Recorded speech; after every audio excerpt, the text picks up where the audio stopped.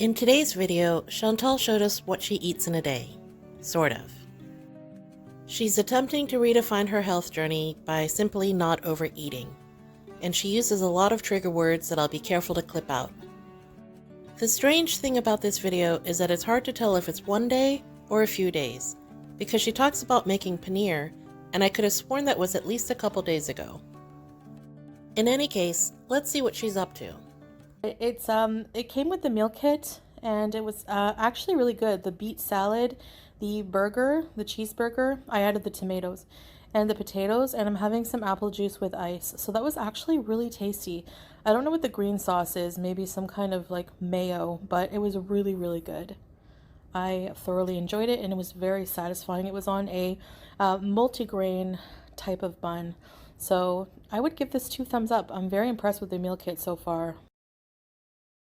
So if you hadn't heard, Foodie has gone ahead and enrolled in a month-long meal plan.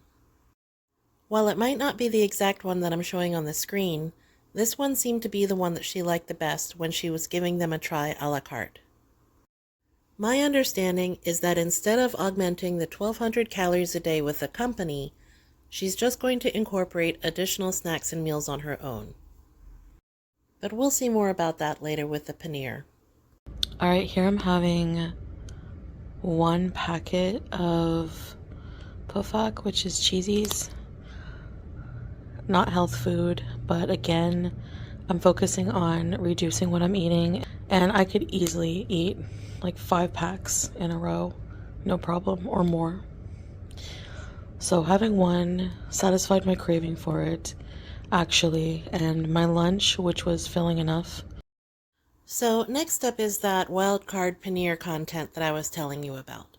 We're not sure exactly what day this happened because she mentioned it before, so it may or may not be in the middle of this day. So far so good though. Alright, so this is what it looks like after being pressed in the cheesecloth or in the cloth that I used. I actually used an old hijab, but it was clean, so that's going to be my paneer cloth. Now, I will show you a video since it was successful on how I do it coming soon, maybe a live stream.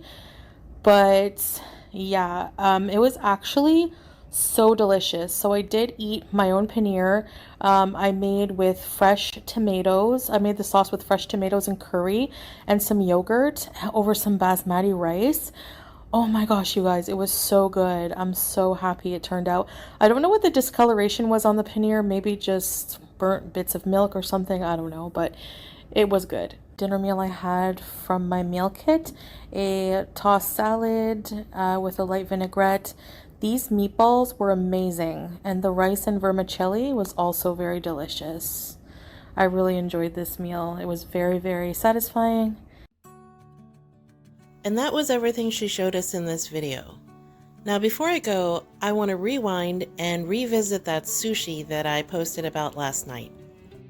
A few of you had questions about the macros, saying that they were too low, and I even had a disclaimer saying that I knew they'd be on the low side, and there's a reason for that. Unlike in the States, Kuwait doesn't require nutritional information to be posted, so even big places like Burger King or Fridays, or smaller places like Finger Sushi, they don't have to post their macronutrients at all.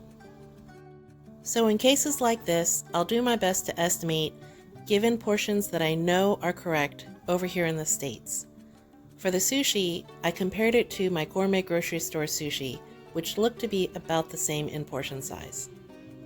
So if you went to the restaurant's website, which some of you did, you would see a number of estimated calories per roll. And that doesn't give us any information about carbs, fat, salt, sugar, and that's sort of what I'm more interested in.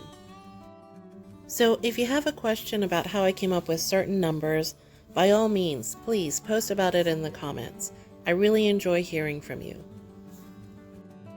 Now another reason I wanted to bring up the sushi again was because Foodie thinks that she's making sort of healthier choices by not overeating. But when you look at Finger Sushi, this is quite possibly the worst sushi she could have ordered. Each roll was covered in a mayo-based sauce, and she slathered them all with extra soy sauce. Not to mention, she ordered 3 rolls. So while this may have been a good bargain money-wise, this wasn't the best for her health-wise. All you have to do is take a look at the menu. Everything on there is cooked, so this isn't really an authentic sushi place.